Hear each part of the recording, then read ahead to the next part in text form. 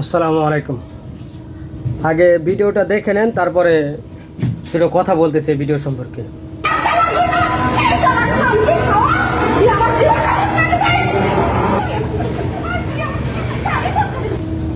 স্বামী যতই ভুল করে থাকে, যতই খারাপ থাকে, মানুষের সামনে এরকম অসম্মান করা নারী কখনোই কোনো মায়ের সন্তান হতে পারে না, কখনোই কোনো ভাইয়ের বোন হতে পারে না, কখনোই কোনো একটা বাবার মেয়ে হতে পারে না।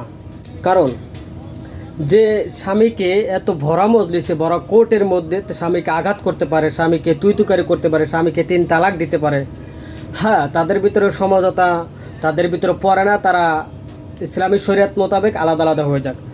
তবে এই মেয়ে কখনোই কোনো পুরুষের স্ত্রী হওয়ার যোগ্যতা রাখে না, কোনো দিনও না। কোনো ভাইয়ের বোন হবার যোগ্যতা রাখে না, কোনো বাবার সন্তান হওয়ার যোগ্যতা রাখে না এই মেয়ে। আরে যার স্বামী নাই সে বুঝে স্বামী না থাকার। এই মেয়ে সম্ভবত টিকটক করে, সোশ্যাল মিডিয়াতে বিভিন্ন করে, এই জন্যই স্বামী তাকে বাধা দেওয়ার কারণে হয়তো এই ঘটনাটা ঘটেছে। তবে এই মেয়ে কখনোই কোনো পুরুষের স্ত্রী হওয়ার যোগ্যতা রাখে না। কোনো পুরুষ যাতে তাকে বিয়ে না করে, সে যাতে একাকিত্ব জীবন কাটায়, মরণ পর্যন্ত যাতে সে একাকিত্বই থেকে যায়।